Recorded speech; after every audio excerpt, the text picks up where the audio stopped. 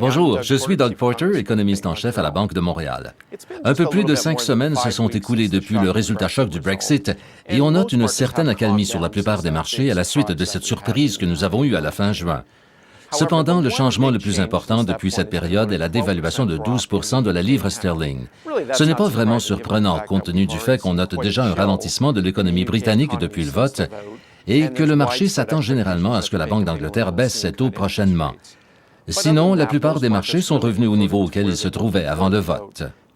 L'autre grand changement, outre la baisse de la livre sterling, est la chute importante des taux d'intérêt à long terme.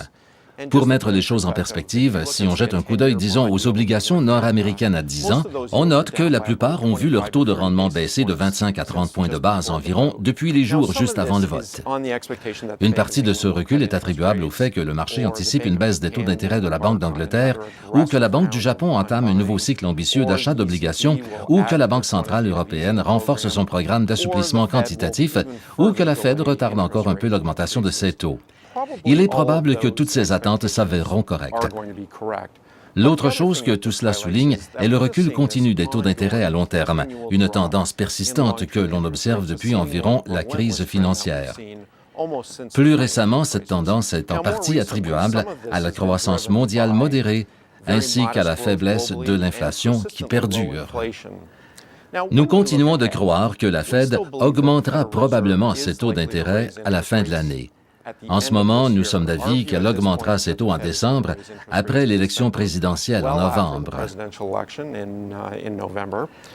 Cependant, nous croyons que si quelque chose de négatif se produit dans l'économie mondiale dans les prochains mois, si un bouleversement quelconque survient, elle laissera ses taux inchangés pour une plus longue période.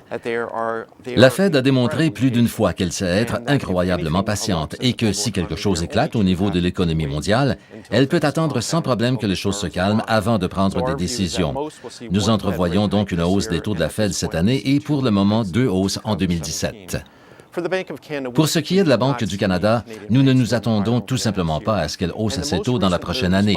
Les décisions prises récemment par le gouvernement pour tenter d'apaiser le marché immobilier canadien donnent à la Banque du Canada encore plus de temps avant qu'elle ait à hausser ses taux. Pour conclure, nous croyons que les marchés ont très bien absorbé le choc du Brexit. À part la chute de la livre sterling, le changement le plus important est le recul additionnel des taux d'intérêt à long terme, basé sur les attentes de prise de mesures de relance supplémentaires de la part des principales banques centrales, et nous croyons que ces attentes se concrétiseront. Merci beaucoup.